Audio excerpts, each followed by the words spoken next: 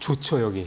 네, 오늘 실적도 좋고 주가도 뭐 최근에는 살짝 쉬기는 했지만 오늘은 좋은 아니에요, 이어가고 위원님. 있습니다. 오늘 위원님이 아마 오시면서 잠깐 못 보셨을 것 같아서 네. 제가 말씀드리면 효성중공업 4.7, HD 현대일렉트릭 4.4, 일진전기가 6.5, 오늘 탑이네요, 이게. 그다음에 산일전기도 3%대. 네. 아까 보니까 H현대일렉트릭이 또 대규모 미국의 초고압 전압기 그 수주 뭐 고얘기가 또 나와서 네. 사실은 하도 요즘에는 관심이 반도체나 있긴 한데 네. 사실은 AI 때문에요. 이 전력 문제가 뭐 워낙에 심각한 문제여서 이 전력 기기 쪽은 모멘텀이 마치 조선업처럼 계속해서 뒤로 연장이 되는 그런 대표적인 섹터가 아닌가 싶어서 오늘 한번 들어보고요. 여러분들께서 너무 특정 섹터에만 좀 매몰되지 않으셨으면 하는 바람에서 오늘 박 의원님한테 하나하나 말씀을 좀 들어보겠습니다. 일단 지금 현재 전력 설비, 전력 기기 쪽 이 업황 네. 위원님께서는 어떻게 보고 계세요? 그래서 가장 많이 받는 질문 중에 하나가 지금 사이클의 위치가 어느 정도 되냐, 그렇죠. 그리고 사이클이 어느 정도 지속이 될 거냐, 이 질문에 대해서 가장 많이 해주시는데요. 일단 결론부터 말씀드리면은 앞으로 2년 동안은 사이클에 대해서 걱정하실 필요는 없다라고 저는 말씀드리고 있어요. 2년 동안은? 네, 그러니까 와. 수요와 공급 이렇게 나눠서 말씀드릴 수 있을 것 같은데 제가 2년 동안 걱정하지 말라라고 하는 이유 중에 하나는 공급 때문입니다. 그러니까 업체들이 수요가 좋아지면 바로 공급을 늘려야 되는데 그렇죠. 지금 전력기기 회사들, 특히 한국뿐만이 아니라 글로벌 전력기기 회사들 보면은 굉장히 후행적으로 공급을 늘리고 있습니다. 아니 막 증설 막 하고 이러지 않아요? 그게 이제 2022년부터 변압기 수요가 크게 증가를 했는데 네. 정작 증설 결정을 내린 거는 거의 2년 뒤인 2024년 4분기 때부터 작년 증설 말에. 결정을 내렸습니다. 이게 상당히 좀 특이하죠. 그러네요. 원래 수주 산업은 수요가 올라가면은 마켓 셰어를 뺏기지 않기 위해서 바로 증설을 해야 하는 모습이 가장 일반적인데 전력기기는 상당히 후행해서 증설 결정을 내렸습니다. 그럼 그게 무슨 예전에 뭐 했다가 손해봤던 트라우마가 있는 건가요? 맞습니다. 그 이유가 한 3가지 정도로 볼 수가 네. 있을 것 같은데 첫 번째는 다운 사이클에 대한 트라우마. 15년 가까이 역시. 사실 이 업이 좋지가 않았어요. 맞습니다. 그러니까 네. 경영진들 입장에서 본인들 이제 과차장이었을 때죠. 그때 계속 힘들고 임원 돼서도 힘들고 했는데 2022년, 23년에 반짝 수요가 올라갔다고 하더라도 이 사이클에 대한 사실 확신이 그렇게 크지는 않았습니다. 그렇죠. 그리고 두 번째 이유는 경영 불확실성이 상당히 2024년에 좀 컸습니다. 경영 불확실성이요? 그러니까 미국 대선이 2024년에 앞두고 있다 보니까 사실 작년까지만 하더라도 경영진들 같은 경우는 사이클에 대해서 굉장히 이거는 엄청나게 좋다, 거의 슈퍼 사이클이다라고 인식을 했음에도 불구하고 그래도 미국 대선이 어떻게 될지 모르니까 결과를 보고서 한번 결정을 하자. 어차피 갑은 지금 한국 변압기 회사들이거든요. 맞습니다. 그리고 마지막으로는 실제로 현금 흐름 같은 경우에도 2024년부터 프리캐시 플로우 현금 흐름이 플러스로 전환이 되면서 그때부터 현금이 쌓였습니다. 그래서 이런 복합적인 이유들, 뭐 다운 사이클에 대한 트라우마, 그리고 실제로 현금이 쌓이게 된 시점, 그래서 증설 결정이 다소 늦었죠. 이게 한국뿐만이 아니라 해외 기업들도 마찬가지로 이 증설 결정이 상당히 좀 뒤늦게 나타나가지고 실제로 공급 증가가 예상되는 시점은 2026년 말 정도나 정도. 가능할 거라고 생각을 하고 있습니다. 그럼 그때까지는 소위 말하는 쇼티지, 공급 부족 사태가 계속해서 당연히 이어진다. 계속된다는 거고. 네, 맞습니다. 그럼 이게 증설을 한다고 그랬을 때 공장을 오늘 공장 짓기 시작합니다 하고 한두 달째 증설이 끝나는 게 아니잖아요. 시간이 좀 걸리죠. 시간이 꽤 걸리고요. 그게 한 2년 정도로 보고 있습니다. 증설을 하는 데만 걸리는 시간이요? 네, 그래서 오. 그린필드, 그러니까 이제 부지를 선정을 하고 거기다 이제 건물 올리는 것 자체는 시간이 글쎄요. 그거는 금방 하는데. 한 1년 정도면 되는데 사실 한 6개월에서 1년 정도는 거기서 일하고 있는 직원들 이제 교육이라던가 그 생산 효율화 이런 것들이 시간이 사실은 많이 걸립니다. 그래서 변압기가 이게 라인에서 탁탁탁 자동화 설비가 갖춰지고 생산이 되는 게 아니라 사람 손으로 일일이 하다 보니까 그 수율을 잡고 생산 가동률을 올리는 게 시간이 좀 많이 걸리는 아이템입니다. 그렇게 말씀을 하시니까 역설적으로 네. 미국이 쉽게 이렇게 인프라를 뭐 이렇게 그 제조, 그러니까 소위 말하는 변압기 제조를 하기가 좀 어려운 분야가 되겠다라는 생각이 문득 드네요. 맞습니다. 그래서 뭐 조선업 같은 경우에도 비슷하게 이제 미국이 본인 북미 내에서 해결을 못하다 보니까 한국에 손을 잡았던 것처럼 변압기 역시도 이게 기본적으로 수주 산업이고 인건비이고 기술이 중요하다 보니까 미국 내에서 쉽게 이게 바로 생산량을 늘리기가 어려워요. 그러면은 제가 알기로는 우리 변압기 업체들 예를 들어서 H현대일렉트릭, 효성중공업, 뭐 일진정 이런 우리 전 변압기 그러니까 전력기기 회사들의 규모나 경쟁력 이런 게 그러니까 이걸 논하기 앞서서 사실 히타치니 뭐 GMS니 외국 네, 그 GE버노바, 큰 회사들 그러니까 GE버노 이런 회사들이 있잖아요. 네, 걔네들이랑 우리랑 네, 이게 뭐 그러니까 이게 그러니까 밸류 평가를 떠나서 위원님께서 기술적인 평가. 기술력이라든가 네. 이런 부분들 네. 이런 부분들은 어떻게 보세요? 그래서 변압기 업체 이제 그 산업마다 이제 장벽이 있지 않습니까? 네. 근데 변압기 산업에서 장벽은 기술적인 장벽이 아니라 사실은 신뢰도라고 보시면 됩니다.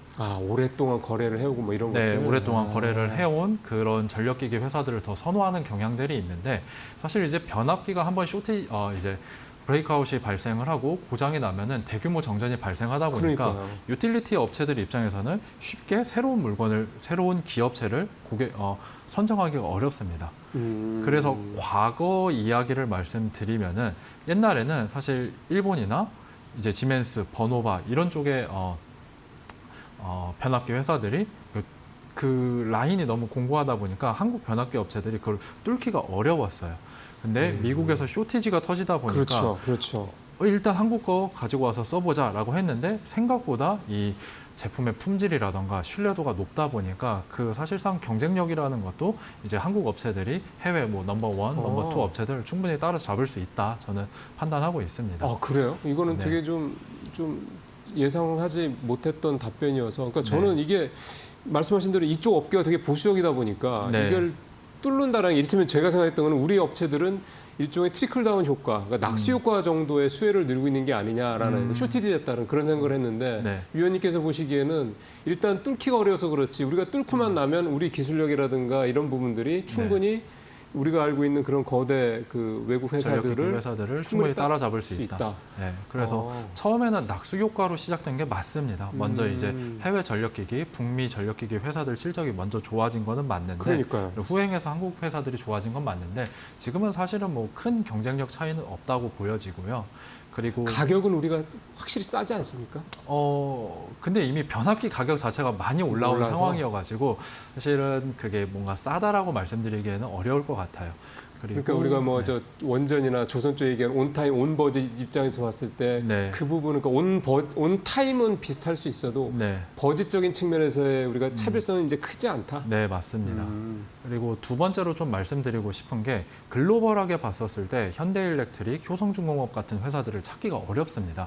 그러니까 이미 15년 동안 다운 사이클을 겪었다 보니까 해외 전력기기 회사들은 이 변압기, 전력기기 사업부를 뭔가 공장을 뭐 폐쇄를 한다거나 다른 데 팔아버린다거나 팔거나 그래가지고 정작 전력기기 회사들을 뒤져보면은 사업부들이 굉장히 다각화되어 있습니다. 뭐 해상풍력 터빈을 만든다거나 뭐 GE 버노바가 대표적이겠죠. 그리고 ABB 같은 경우에는 뭐 로봇 자동화 설비 이런 쪽으로 더 포커스를 맞춰졌다 보니까 주가 측면에서 봤었을 때도 한국의 전력기기 회사들이 글로벌하게 굉장히 희소한 거죠.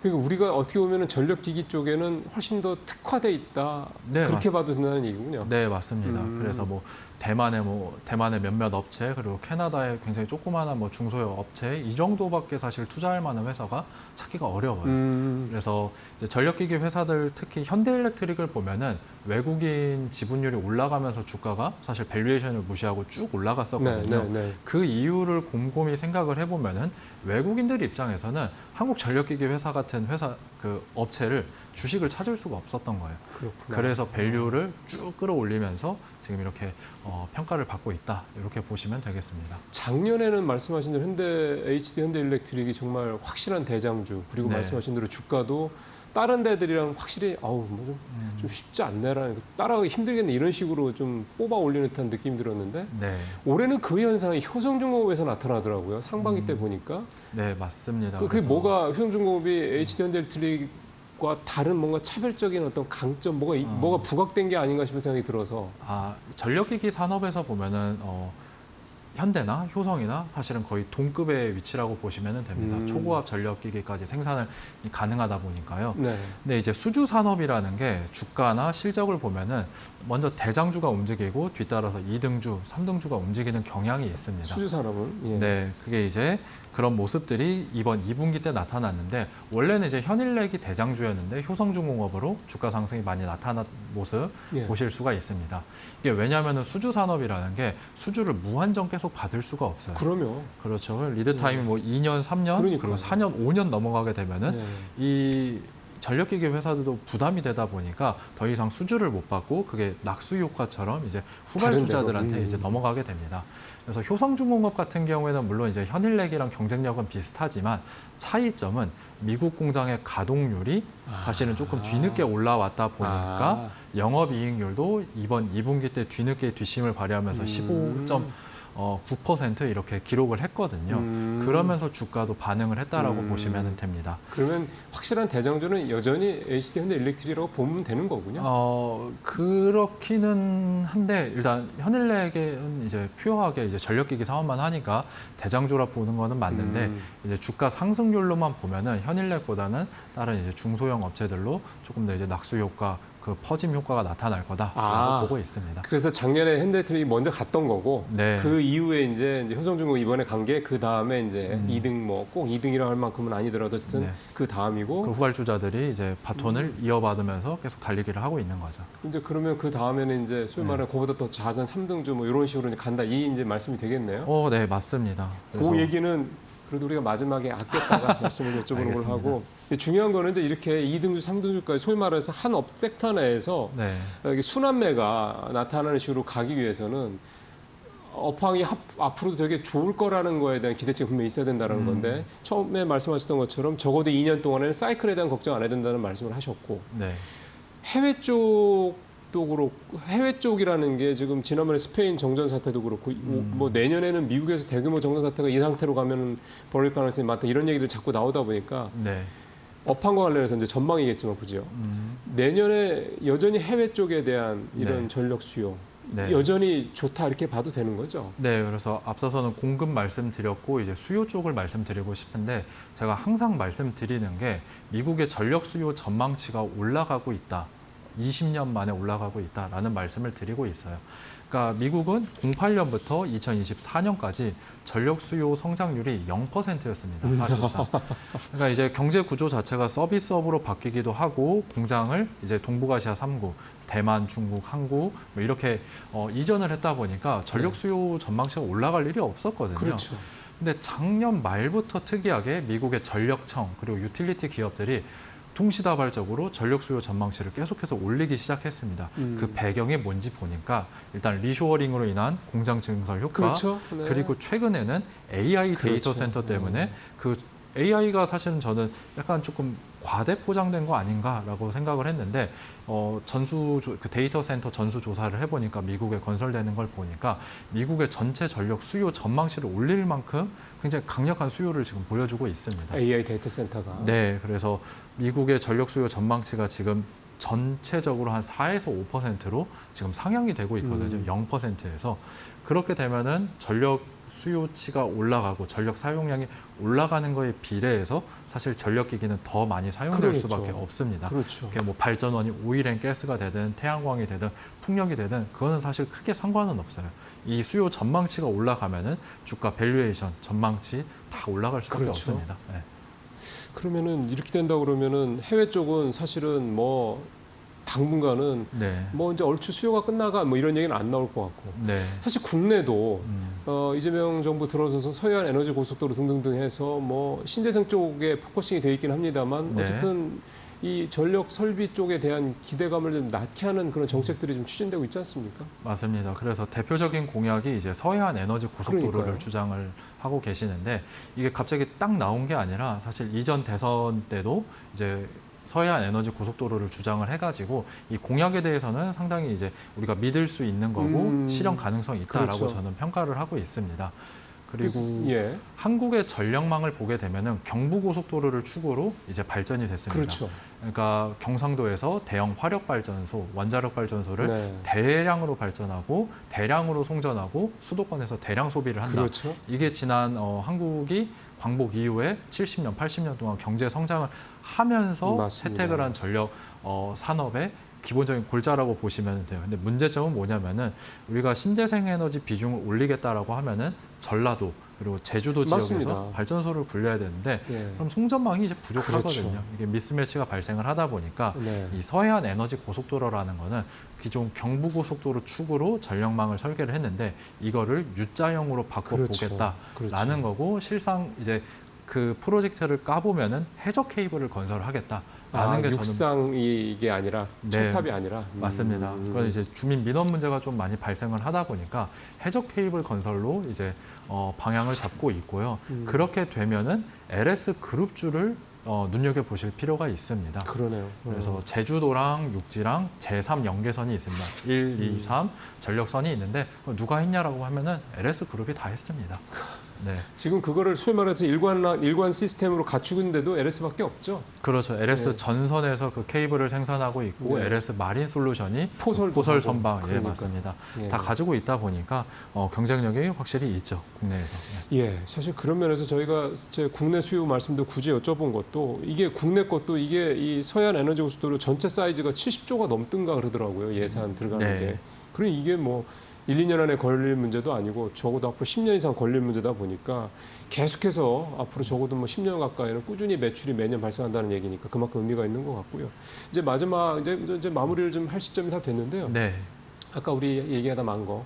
그래서 네. 자 그러면 이제 지금 사실 시장에 관심도 별로 없고 딱 지금 투자하기 좋을 타이밍 아니냐 네, 그런 생각 맞습니다. 하시는 것 같은데 그러면 지금이 대장주 쪽으로 가야 될 타이밍이냐 아니면 그 밑에 쪽으로 가야 될 타이밍이냐 요거에 대한 궁금증들이 있으실 것 같아요. 네, 그래서 앞서 말씀드렸던 것처럼 지금은 대장주가 아니라 후발 종목들에 조금 더 집중을 하실 필요가 있다라고 말씀드리고 싶고요. 그래서 종목으로 보면은 저는 일진전기 가장 탑픽으로 제시를 드립니다. 여기는 다 가지고 있더라고요. 전선 매출액의 70%가 전선, 30%가 전력기기를 하고 있다 보니까요. 상당히 이제 좋게 보고 있고요. 제가 이제 탑픽으로 제시를 드리는 이유가 하반기 때부터 캐펙스 증설 효과가 본격적으로 시작될 예정입니다. 증설이 끝난 거예요? 네, 그래서 오. 일진전기 같은 경우는 제가 이제 증설을 다 좀 후행해서 이제 했다라고는 했는데 일진전기는 기존에 좀 부지가 놀고 있었던 게 있었어요. 네네네. 그래가지고 증설 결정을 좀 빨리 내리고 작년 11월에 홍성 신공장이 준공이 되고 올해 상반기 때는 램프업, 가동률 올리는 기간, 그리고 하반기 때부터는 본격적으로 매출액과 영업이익으로 이어질 걸로 전망을 하고 있습니다. 네. 그래서 그렇게 되면은 이제 아마 효성중공업의 영업이익률이 올라가면서 주가가 올라갔던 그 전철을 그걸. 일진전기가 그대로 좀 따라갈 수 있다 이렇게 전망하고 있습니다. 적절한 시점에 오늘 남희식 위원님 모시고 전력섭외 관련된 말씀을 잘 들었습니다. 오늘 말씀 고맙습니다. 네, 고생하셨습니다. 감사합니다.